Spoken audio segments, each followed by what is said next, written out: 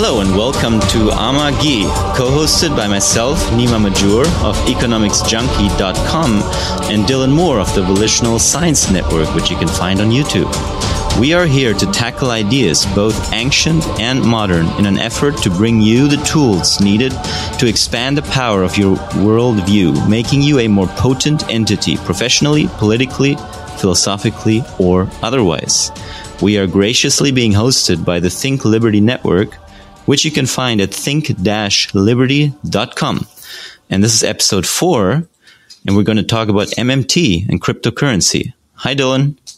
Hi, Nima. How you doing? So, pretty good. So we just talked a little bit about it. You had some questions about crypto versus MMT. Well, I think going to discuss. Everybody's got some questions about crypto versus MMT at this point, because we've kind of come from an idea that taxes is what gives money value. That's what we've been saying the last 3 episodes. And if taxes are what give money value, which is theft from the state is what gives money value, are we just doomed to require the state beating us over the heads in order to give this money value if we want to live in modern civilization?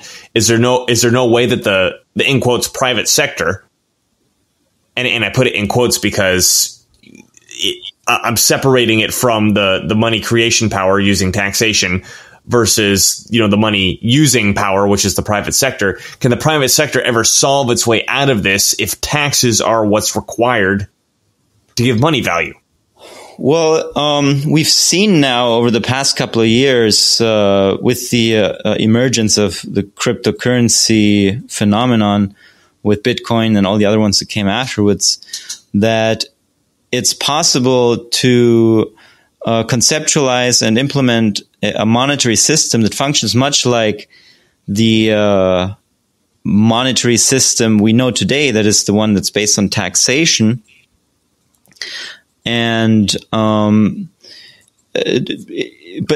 doing that without violent taxation, but rather offering voluntary services that just add value to people's lives. So, for example, in the case of Bitcoin, we've made the case on this show or on our previous discussions a couple of times now. That you were the first person to make the case. I'm going to give credit where credit's due. I just repeated what you said. I think so. I really haven't heard anyone else make this case before me, but whatever. In the case of Bitcoin, you have a system, a monetary system that is the Bitcoin miners imposing a fee that people need in order to get access to the blockchain. Need to pay in Bitcoins, in order to get access to the blockchain, which is just a permanent, immutable, decentralized information layer. And so in that sense, people need Bitcoins to get access to the blockchain. So as long as blockchain access has value to people, is my argument, a Bitcoin will have value because Bitcoin is just the access token to the blockchain.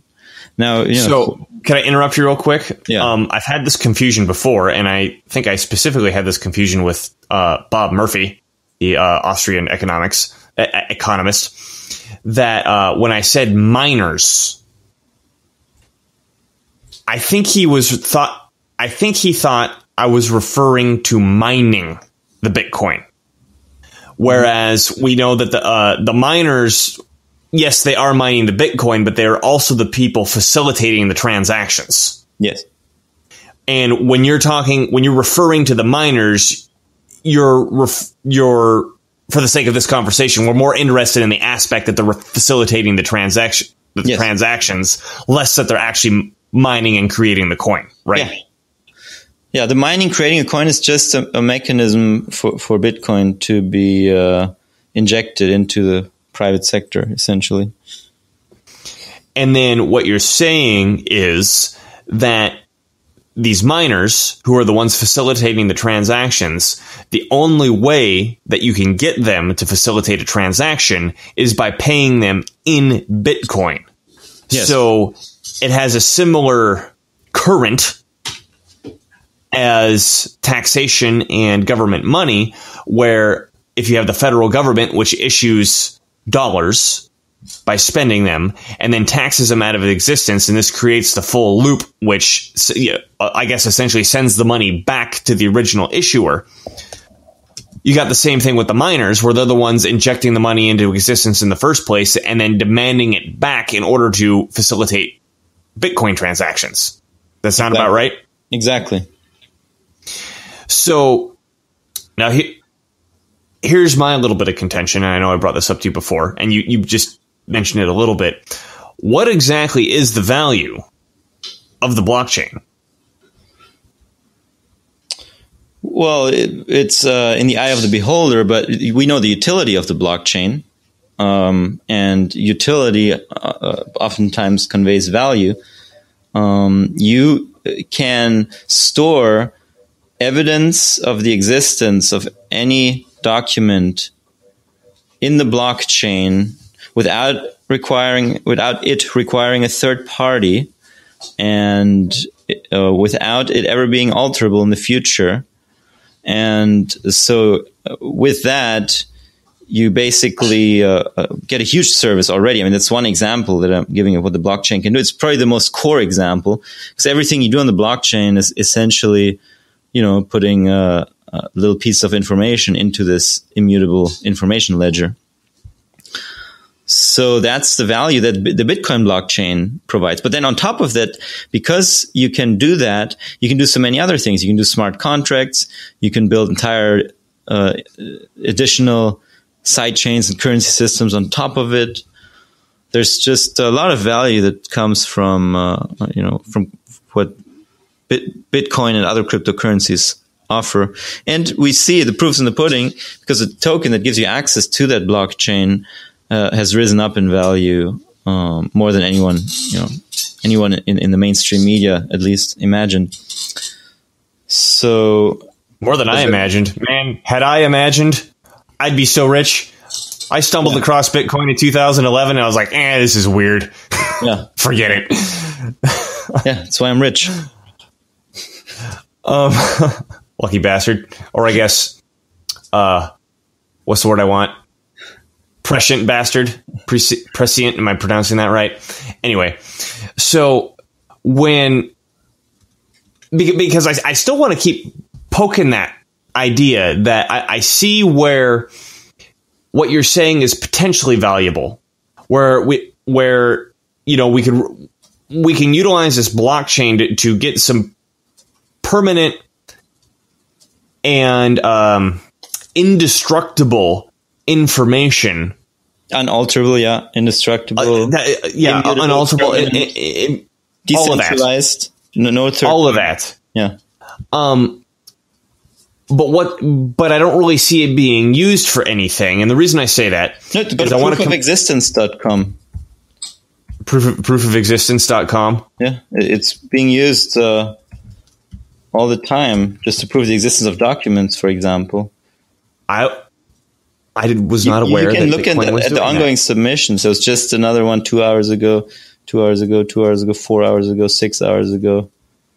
So seems like there's utility. This is interesting. Just this to is that interesting. use. I thought Ethereum was doing that. I didn't realize that Bitcoin was doing that. Any cryptocurrency, almost any blockchain-based cryptocurrency, the most core use case is that it gives you access to an immutable, decentralized information ledger.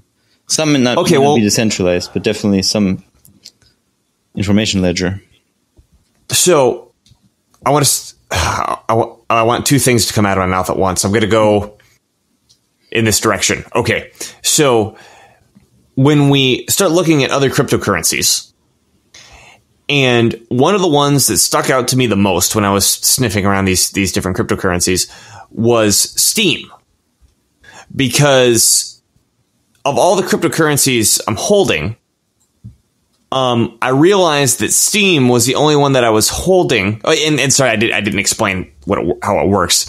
Steam gives you access to the Steemit platform, which is kind of a media presence, and it also gives you access to DTube, which is kind of a YouTube replacement.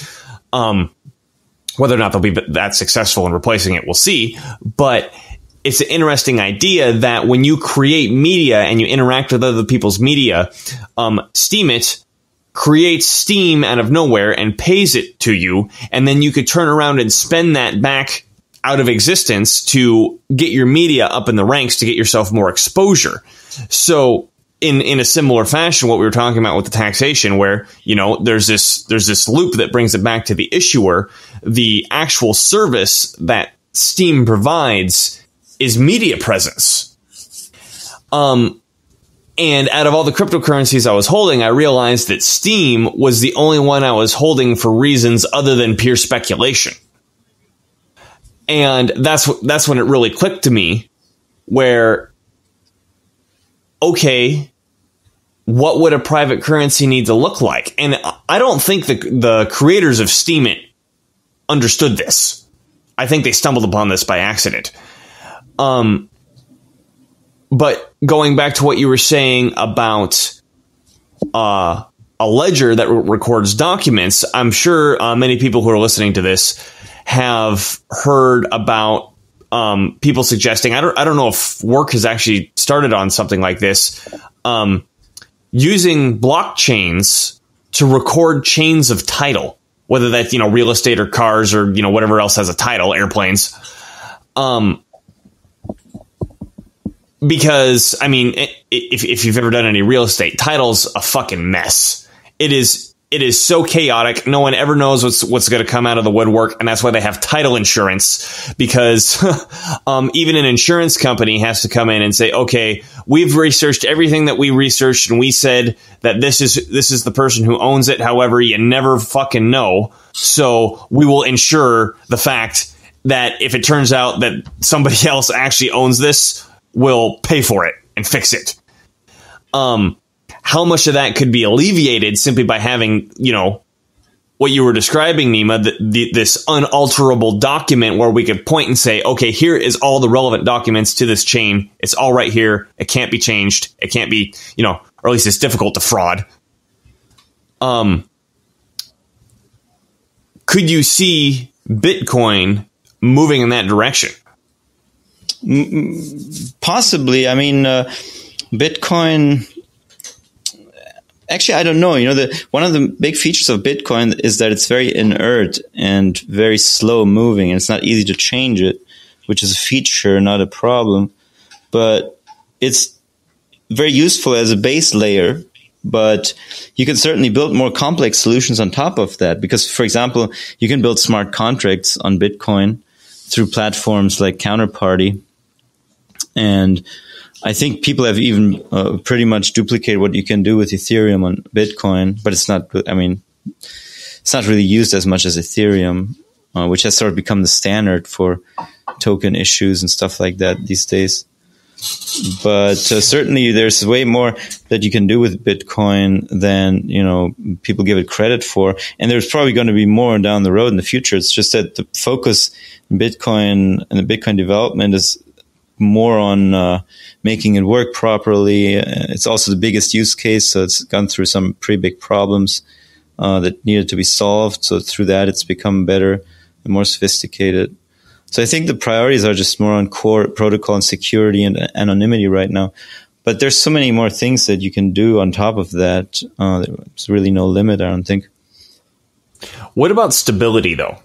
Because, I mean, I don't know how many memes you've seen of Bitcoin flying around on a roller coaster. Yeah. It cracks me up every time I see one. But obviously these cryptocurrencies are extreme. Yeah, it goes in all directions. Obviously, cryptocurrencies are very volatile right now. What do you think would need to be done? That applies to Steem just as much as it does to Bitcoin. Oh yeah, definitely. I'm not saying Steem is got its shit figured out at all. Mm-hmm. I'm just saying Steem was the one that really stood out to me, where I was like, oh, I understand where this closed loop is occurring.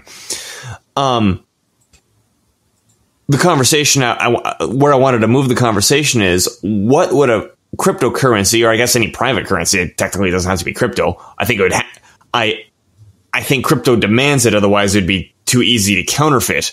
But what would a cryptocurrency need to do to approach some level of stability that we see in stable government currencies today? Well, I think it would just have to rise to a value where it appropriately represents its value proposition and the supply and demand for it. Once all people in the world have been informed about it and familiarized themselves with the concept, at least, a little bit. And that's going to take some time, I think. But at one point, you'll reach a level where when everyone holds it, or when almost everyone holds it, there's much less volatility in the market. And individuals' decisions to buy and sell will have much less of an impact on the overall value of the cryptocurrency. So your answer is it's something more that, 10 years ago, there may have been 20 guys using Bitcoin, and then a year later, there's 20,000. Mm-hmm. That inherently is volatile, where, maybe each year we're multiplying the number by 10. Yeah. Maybe, maybe that's a little too rough on the exponential side. Yeah, but the point still stands as Bitcoin goes through demand shocks all the time. Because so many more people learn about it, or it could just even be one person, but with very deep pockets. And then you'll have, it goes through a roller coaster for that reason. So, sorry to interrupt. But for example, go ahead. Imagine you have someone who has $1 trillion. Okay, let's not say a trillion. Let's say somebody who has access to 100 billion. 50 billion. Yeah, to $100 billion. And the Bitcoin total market cap is $1 trillion. So then with that $100 billion, if he bought a bunch of Bitcoins all of a sudden, or sold a bunch of Bitcoins in that amount, then it would have a pretty big impact on the market because it represents 10%. That's 10% of the market cap. Right. Yeah. But now if you have Bitcoin's market cap at $100 trillion, then the $100 billion guy is not going to matter. It's going to show up as a blip somewhere on the radar. Interesting point. So these demand and supply shocks, they can't really happen as much when Bitcoin's market cap has gone up much more. In other words, when its price has risen to significantly higher levels than where they are right now. I think it's worth bringing up what you said a second ago as well. Just the people being used to it. Yes. We've had government money, arguably, for the last 5,000 years. Our granddaddies never remember a time when it didn't exist. It's probably been for the past 50,000 years, maybe even 500,000 years. Yes. Yes. At least in terms of written records, we have 5,000. Yes. But it goes back and back and back, and we're also ingrained with it that we have to have podcasts kind of trying to break down, okay, what exactly is money? It's like, the air that we breathe that we never paid attention to. But when it comes to cryptocurrencies, it's like, these are 10 years old. No one knows what the hell they are. Right. There's no history to go back and point and say, okay, well, they did this, back when Napoleon invaded Prussia, so that we could extrapolate, we got none of that. Yeah. So it is a very interesting point where you say, okay, as more and more people start to adopt this, it by definition can't have the legitimacy yet because not enough of the world is participating.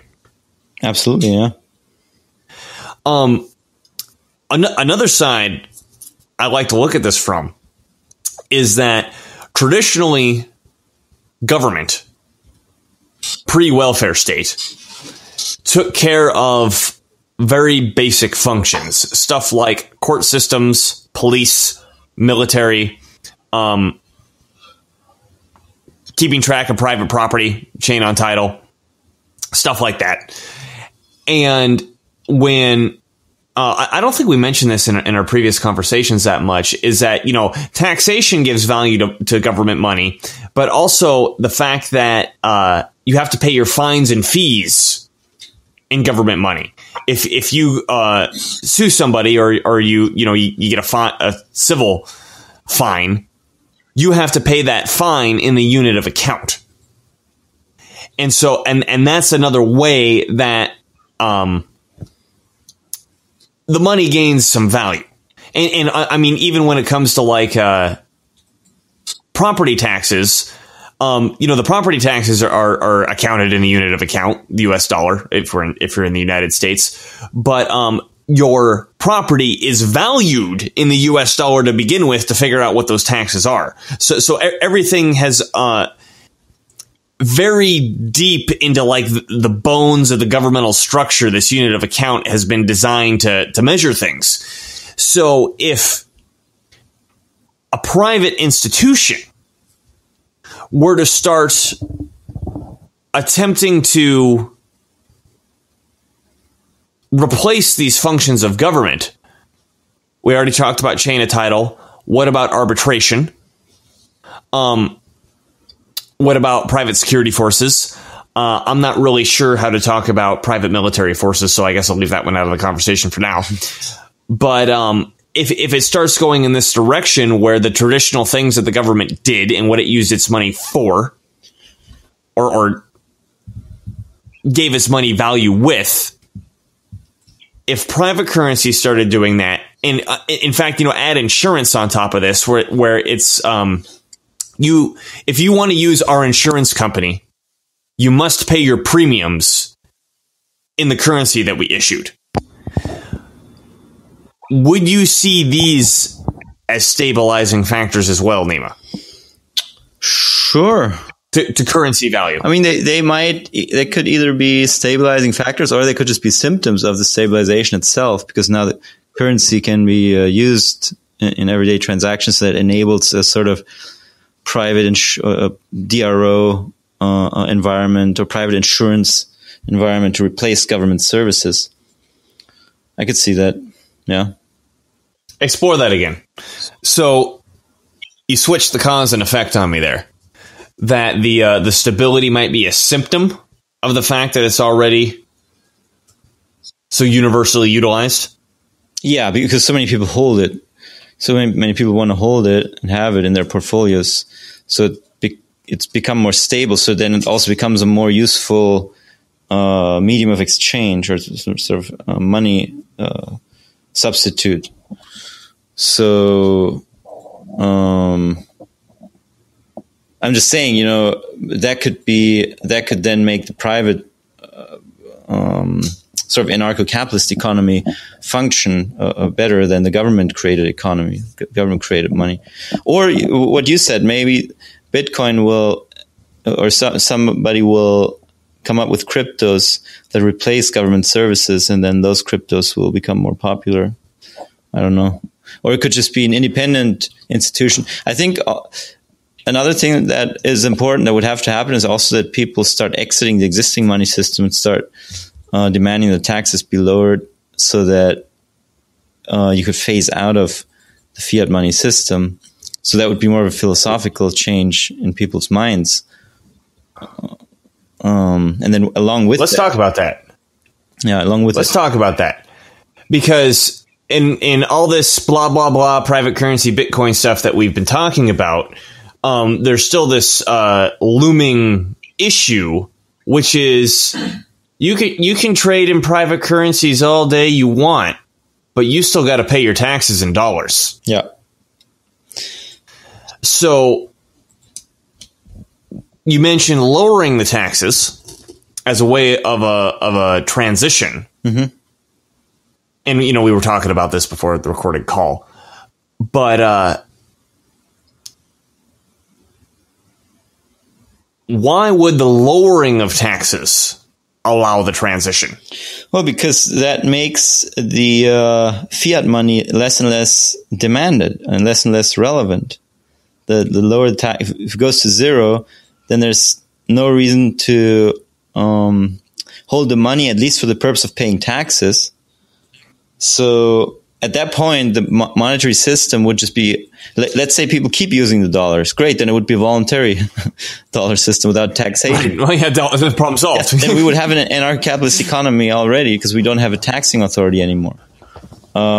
So, okay, then we wouldn't need crypto. But if the currency is not useful anymore at that point, then people could resort to cryptocurrencies. Because I think we talked about this before, which is, what's the minimum effective dose of taxes required to continue giving currency value? And you and I both agree that it is way lower than we're being taxed right now. Mm-hmm.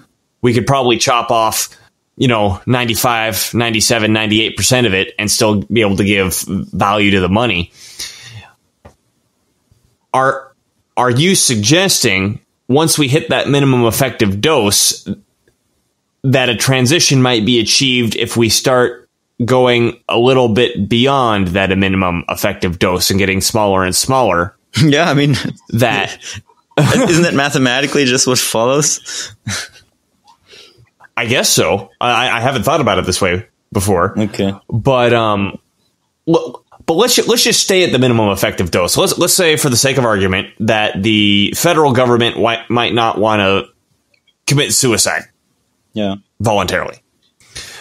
I guess suicide by definition is voluntary, but But let's say we had a educated enough population about MMT that says, federal government, we figured it out. We figured out that this whole debt ceiling budget nonsense is a bunch of nonsense that you're using to control our emotions and sway our opinions by. We want you to drop the taxes as much as possible without causing economic problems. And let's say that's, boom, 95% of it. And there's this 5% baseline, which gives the taxes value. The money. Thank you.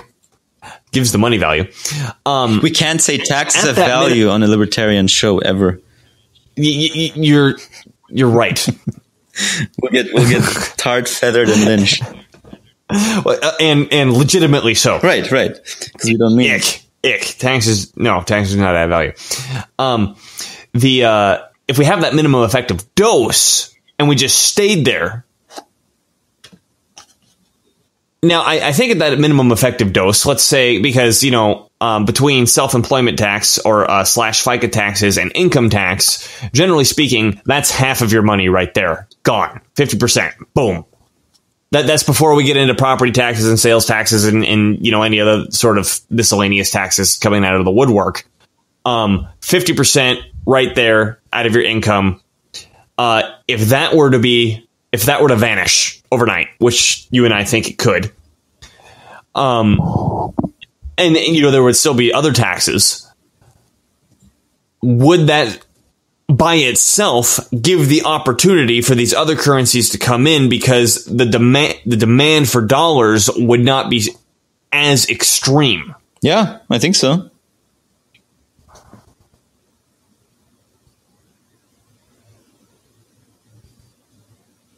I was hoping for a more complicated answer. Well, it would, because all of that would kind of also imply a smaller government and less intrusive government. So that would all lend itself to allowing for a regulatory regime that is more conducive to cryptocurrency development and usage.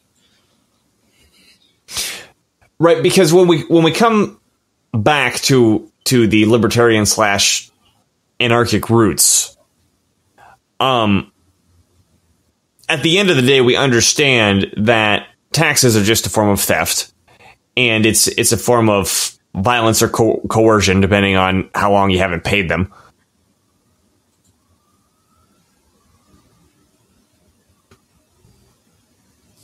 And there's no way to make a fully functioning society if the very essence of the way that we communicate with each other is by, the only way I can make your communication valuable is if I threaten you to hit you both. How could that possibly make any sense?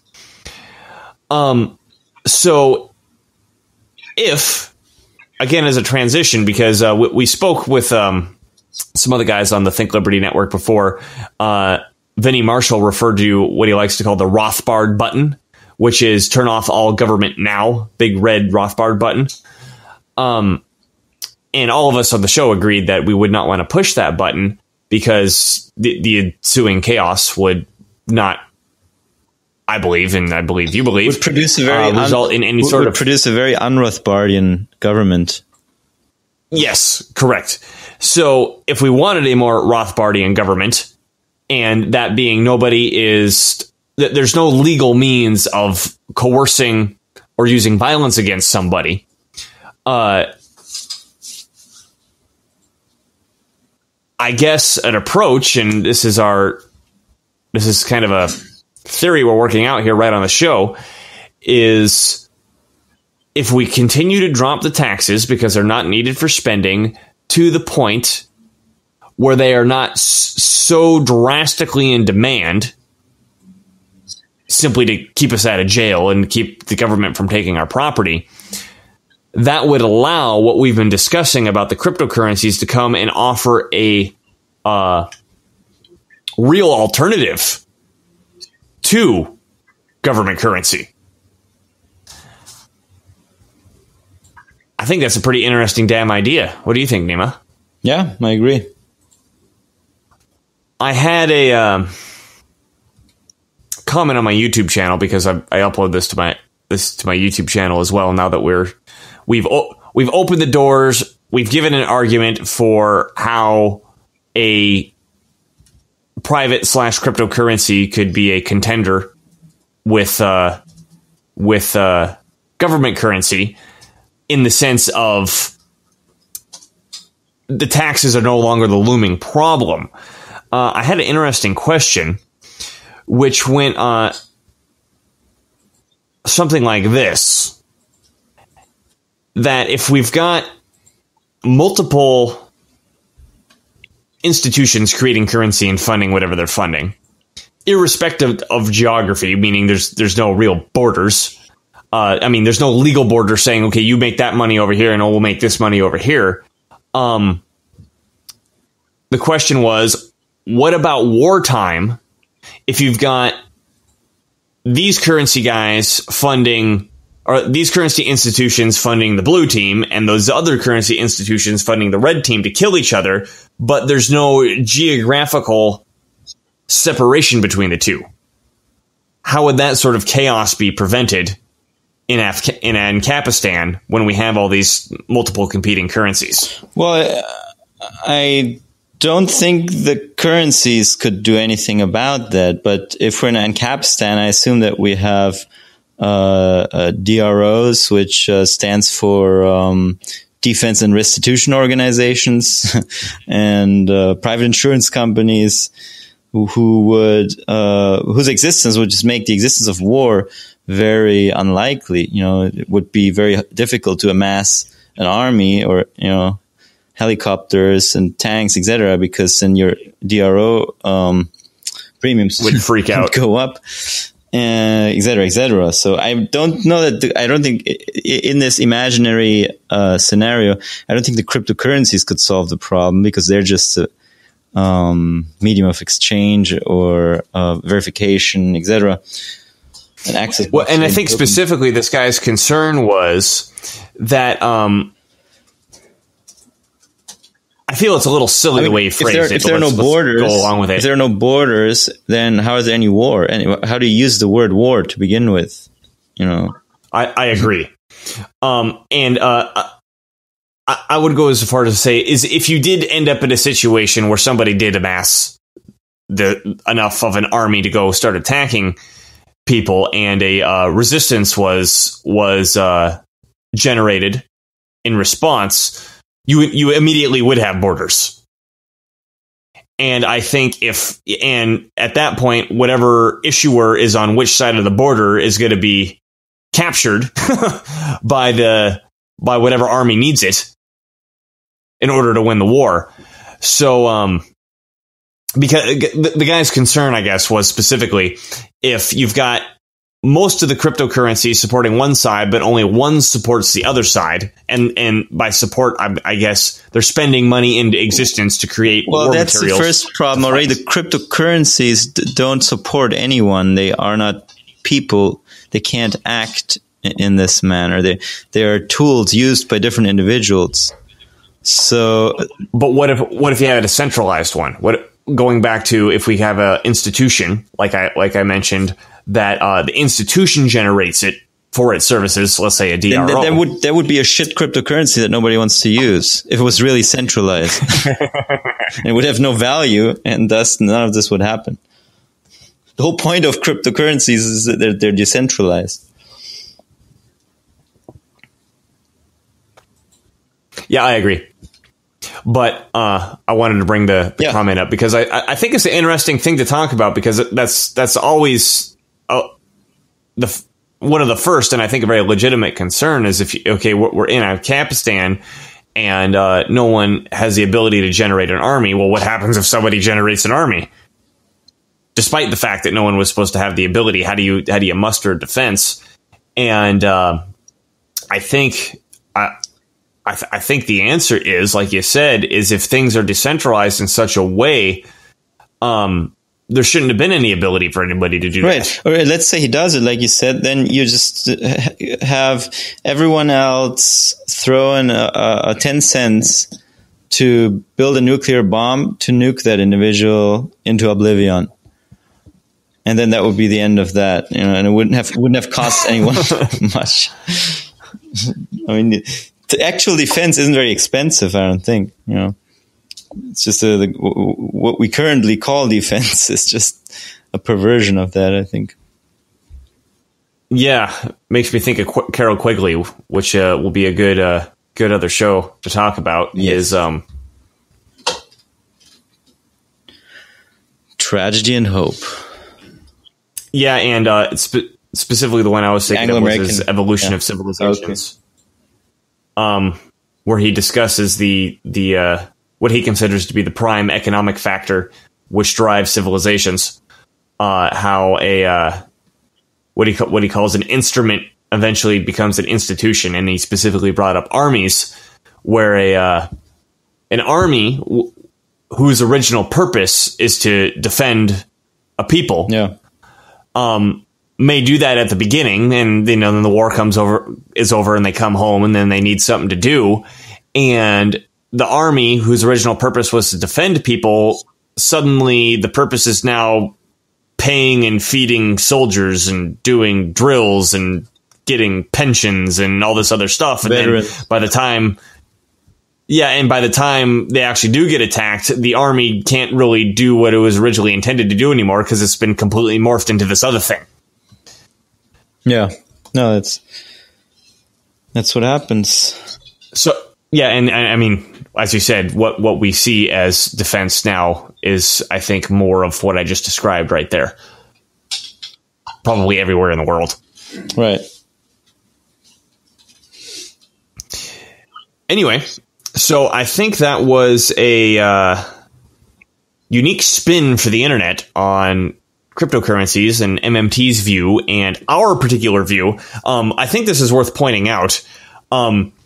Most MMTers think cryptocurrencies are a bunch of shit. They say you have to have taxes in order to have money. Cryptocurrencies don't tax. They can't be money. Forget it. There's no such thing as private currencies. Most MMTers are saying that. So we're kind of unique beasts where, again, I got to give credit where credit's due. Nima was the one who pointed this out. I'm just repeating it. But I think it's a good idea that we could use MMT to understand how a currency could be formed privately. And particularly, Nima, we did not insult the barter theory of money yet in this show. What are we doing? Because most people look at Bitcoin and they try to give it value via the barter theory of money. Yeah, the regression theorem. Yeah. The regression theorem, which, reminder to everybody, theorem is only, the word theorem is only supposed to be used in the realm of mathematics. Even if you get into physics, you start using the word theory. The theory of gravity, the theory of relativity. It's not theorem. There's some serious audacity for the author of that name. But if we come at money and say, okay, the barter theory does not explain the value of money, what does, and we turn around and say, oh man, oh my God, it's the state theory that explains the value of money. Well, how do we get to private currency from here if the state created money? Well, instead of just, throwing the whole thing away and saying, okay, I guess, we need the state in order to have civilization and, backed by money, because we can use money, we can extract the principles, and the principles we were able to extract is money has an issuer that also happens to be the end demander / destroyer of that money, which creates, I guess, literally a current, like an electrical current, for a currency to have value. Yeah.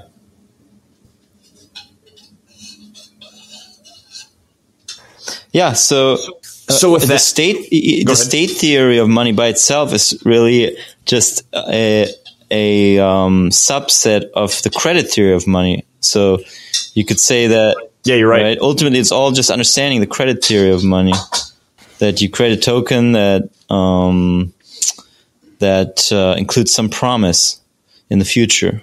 In the case of taxation, in the case of fiat money, it's the discharge of a tax liability. In the case of cryptocurrencies like Bitcoin, it's access to the respective cryptocurrency's blockchain. It's violent in one scenario and peaceful in the other. Yeah. So that's really all we're saying here, and we're always. I think we've presented this argument to a lot of people, and we're always happy to discuss it more and have people call us out when we're missing something. But yeah, leave us comments. I think it's pretty. And don't be a dick about it. I think it's a pretty helpful way of looking at it, because it's just combines it all into one, and I don't see any inconsistencies in it, and it allows all the different people to come together. I think MMTers can learn from crypto people, and vice versa, and we can all build better systems down the road. And with that, this was Amagi, co-hosted by myself, Nima Majur of economicsjunkie.com, and Dylan Moore of the Volitional Science Network, which you can find on YouTube. And we are being hosted by the Think Liberty Network, which you can find at think-liberty.com. Let us know what you think about today. Leave us comments and check out the show notes for references. Till next time.